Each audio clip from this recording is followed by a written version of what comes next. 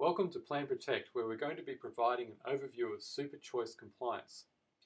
Workers usually join a superannuation fund when joining a business. To help consolidate fund memberships and reduce your costs of investment under existing Superchoice law, you can nominate which superannuation fund will receive your employer's contributions. So how is choice made?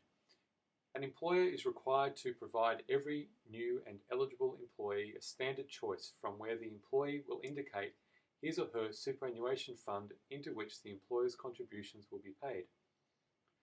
For the employer to begin making contributions to the chosen fund, an employee who makes a choice should provide the employer with all the necessary information.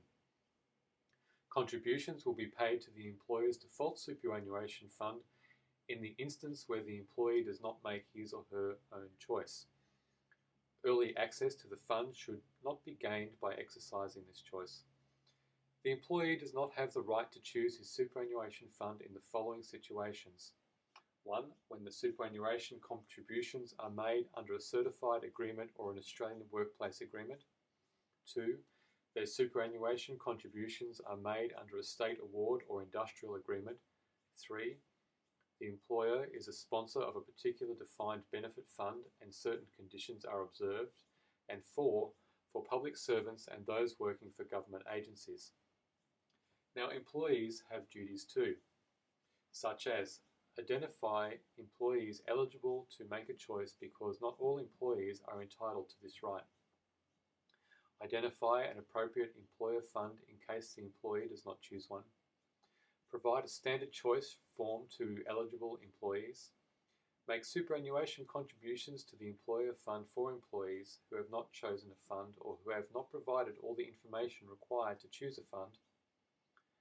Not to charge a fee for offering a choice of superannuation fund. Keep records to show they have complied with Superchoice obligations.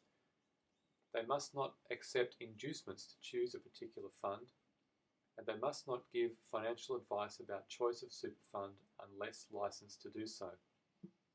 Appropriate sanctions such as penalties and prosecutions against violators may be handed out by government agencies such as the Australian Securities and Investments Commission and the Australian Tax Office as a result of monitoring compliance with choice law.